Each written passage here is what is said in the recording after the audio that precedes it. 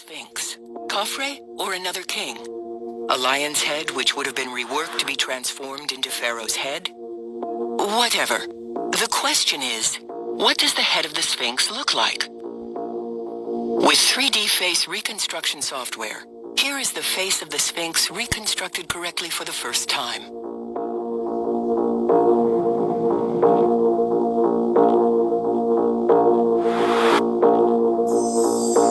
No comment. Since they were black, it makes sense to make a sculpture in their image. Like a painter who paints his god in his image, the Egyptians made the Sphinx to theirs. It is hard to imagine white Egyptians making a sculpture of their god or their king with a Negro profile. Yes, you heard the word Negro. It is unfair to show you a recipe without showing you the real chef of this monument. Look at all this sculpture. You'll notice one thing. They all have broken noses.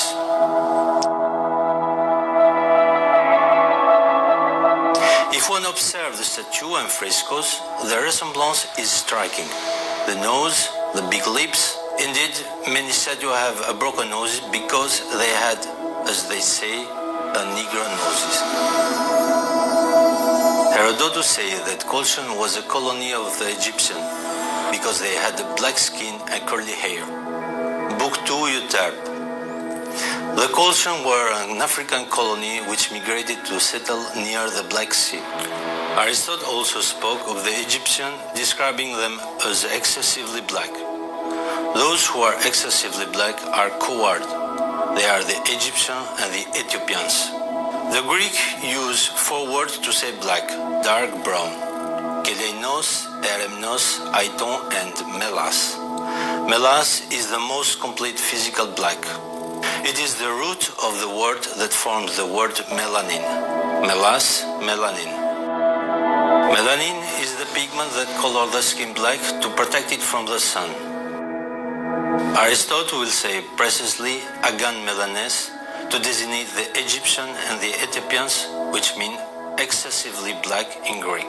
Xerxes III, called Senusert in Egyptian, holds the record for the number of sculptures in his effigy, 12. Almost all of these sculptures have broken noses, but some escape the racial inquisition. The Senegalese Professor Diop asked the Caire Museum to take 3 samples measuring only 1 square millimeter from mummy of Ramses II, Seti I, and Thutmose III, exhibited at the Museum of Cairo. Once the sample would have been analyzed, they will have revealed the level of melanin. The higher the rate of melanin, the darker the skin. That I put at the disposal of the participants of the conference so that we can observe them under a microscope. And we can absolutely see the degree of melanin under the skin of ancient Egyptians.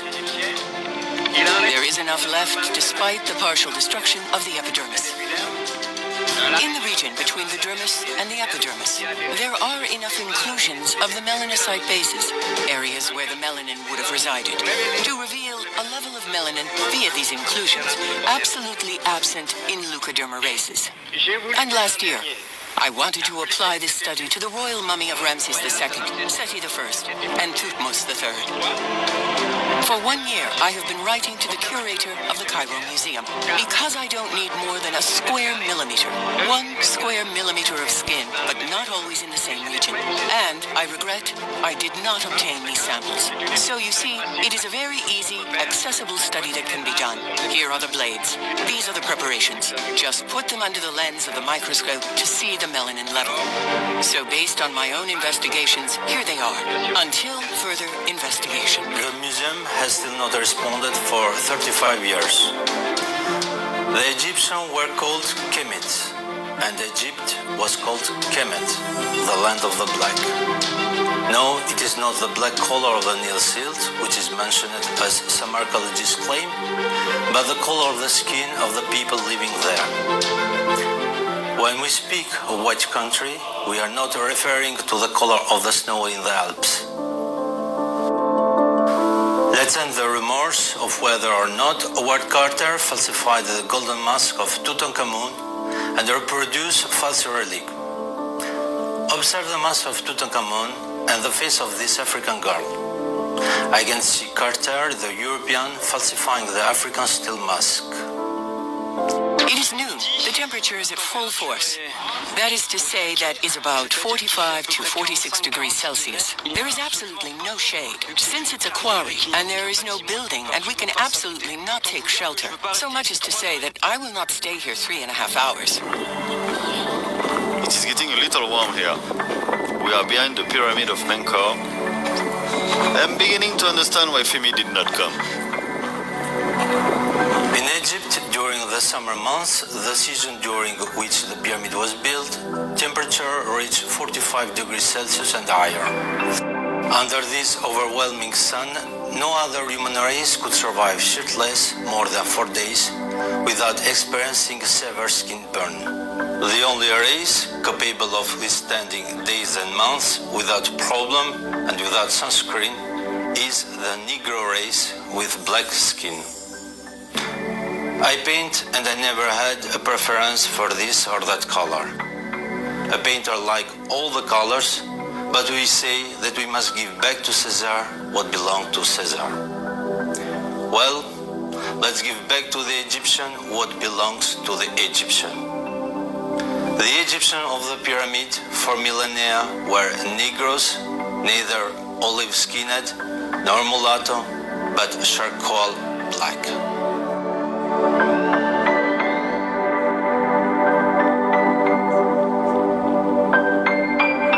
The Egyptians memorialized and imprinted their negritude in granite and quartz for eternity.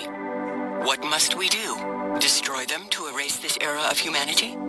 Hide them? Speak out? Say nothing? Ask yourself these questions. For better or for worse, this story does not end there. It can cross anyone's mind to draw this shape. Nothing exceptional.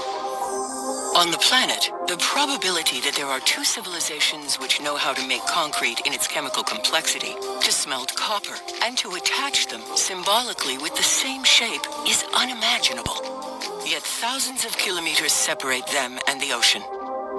An investigative detective will tell you it was the same person, the same hand that made them. The mystery is solved until proven otherwise. Technically, these staples do not connect anything and do not strengthen the stones at all. The Egyptians knew it. It is a religious element. Egyptians spread it everywhere on Earth.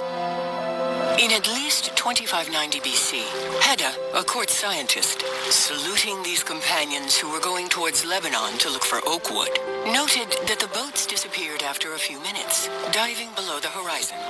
However, the distance is not great. The human eye looks much further. He realized the extraordinary. The Earth is round. Expeditions were prepared. The Egyptians then left to explore the Earth. They knew that they cannot get lost. Since the Earth is round, they can always return to the starting point. The Egyptians knew navigation systems and infallibly mastered orientation. They had tools for universal measurements of distance and time, the stopwatch. The boats were fast and efficient. They were equipped to go discover the world. At the time of Herodotus, circumnavigating Africa by boat had become a promenade. When he stopped digging the canal which joined the waters of the Nile to the Arabian Gulf, Necho sent the Phoenicians on ships with orders to return through the columns of Hercules into the Septentrional Sea and back from this way in Egypt.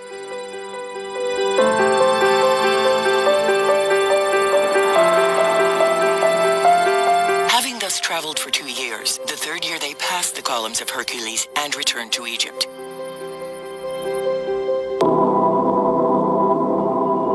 Thousands of Egyptians traveled to America, now Guatemala, for the first time between 2000 and 3000 years BC. But not only the Egyptians, many other Africans accompanied them. Imagine, you are Mayans and you want to build a building to commemorate the dead or the gods. You observe and copy nature. You make graves in a circle, square, and all kinds of shapes. The last shape that comes to mind is that of a pyramid, and even less with tunnels passing underneath, as in Egypt. Recent analyses of Egyptian mummies have revealed traces of cocaine. The coca grows only in America. In addition, you must imagine them observing and measuring the equinoxes and solstices to align the pyramids. The Egyptian calendar started on July 14th, plus 5 days of celebration. That of Mayans also started on July 14th, plus 5 days of celebration. Then find the chemical formula for making concrete. By comparing the buildings of America and those of Egypt, the resemblance is striking, like 2 drops of water. Stronger evidence? What if we measured the pyramids of Central America? Before watching this film, the discovery of the standard of universal measurement, the meter, was a secret. It was complicated and abstract to find this universal standard. Now you know how the meter was invented by the Egyptians. And now the ultimate. The Egyptians who arrived here on the other side of the world built a pyramid with the meter and pi. The base of the Pyramid of the Sun measures 220 meters. Converted into units of inches, feet, or from yard, it becomes difficult for workers. In meters, the numbers are whole. The diagonal of the pyramid is pi in meters. The base of the pyramid, 220 meters, divided by the height. That is to say, 70 meters. The result is pi, 3.1428. Compared with Khufu, pi, 3.1429. The error is 0.0001%. The layout of the other pyramids is also in integers, in meters. The geometry of the Tikal pyramid is exactly that of Khufu. In 1983, archaeologist Garth Norman discovered that the Egyptian royal cubit was used by the builders in the edifices of Central America.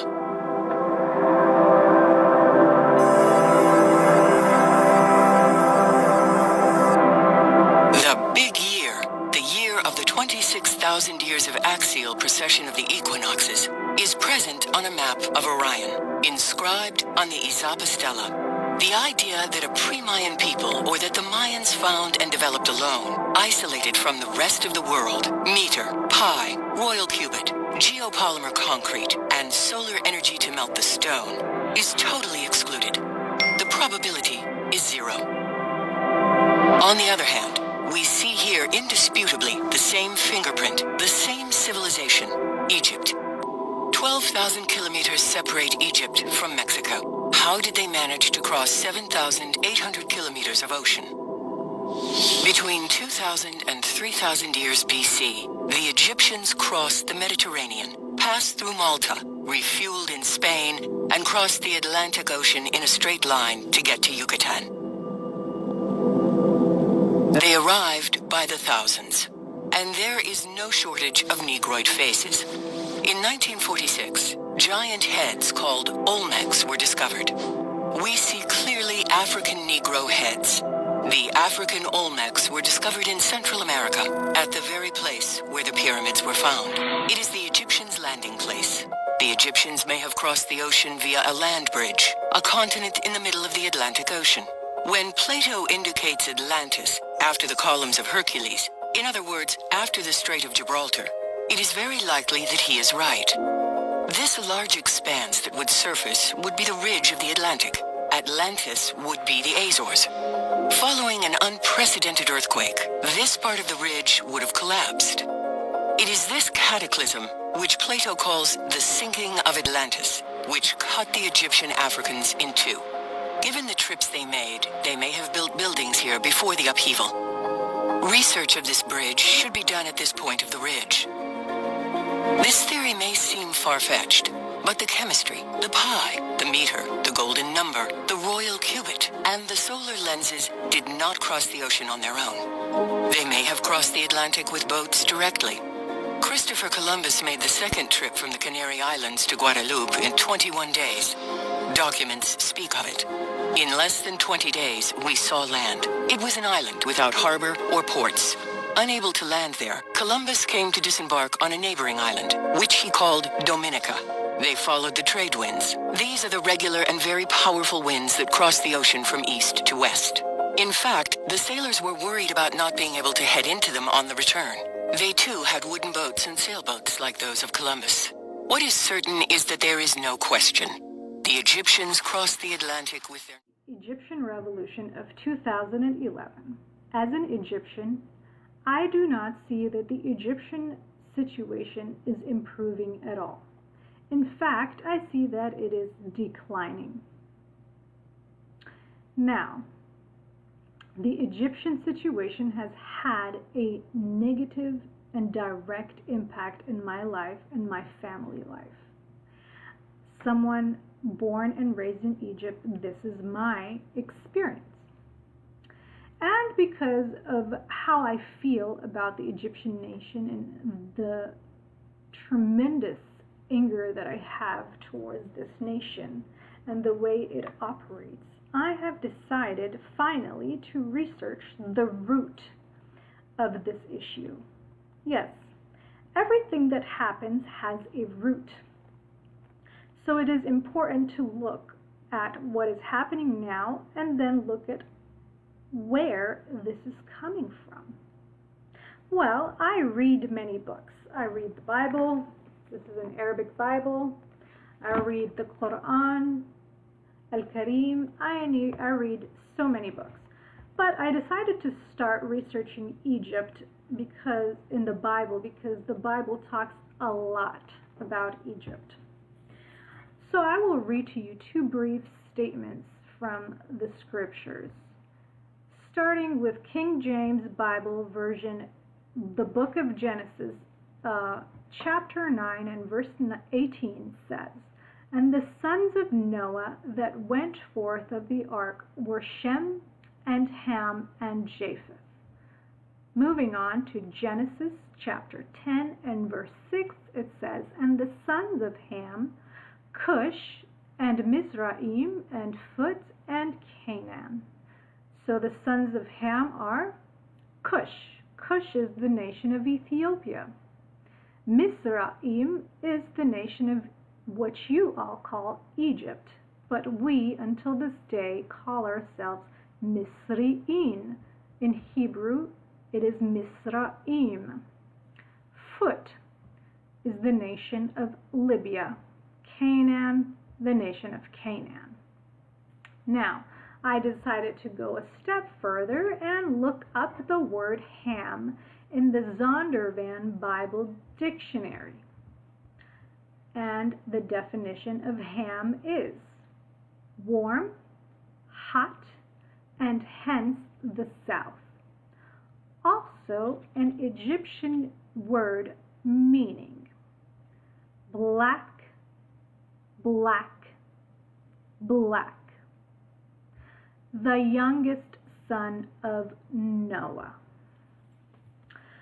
So, with that said, I read to you three factual resources, and I have breaking news to all of you out there who want to say that the Egyptian people are white.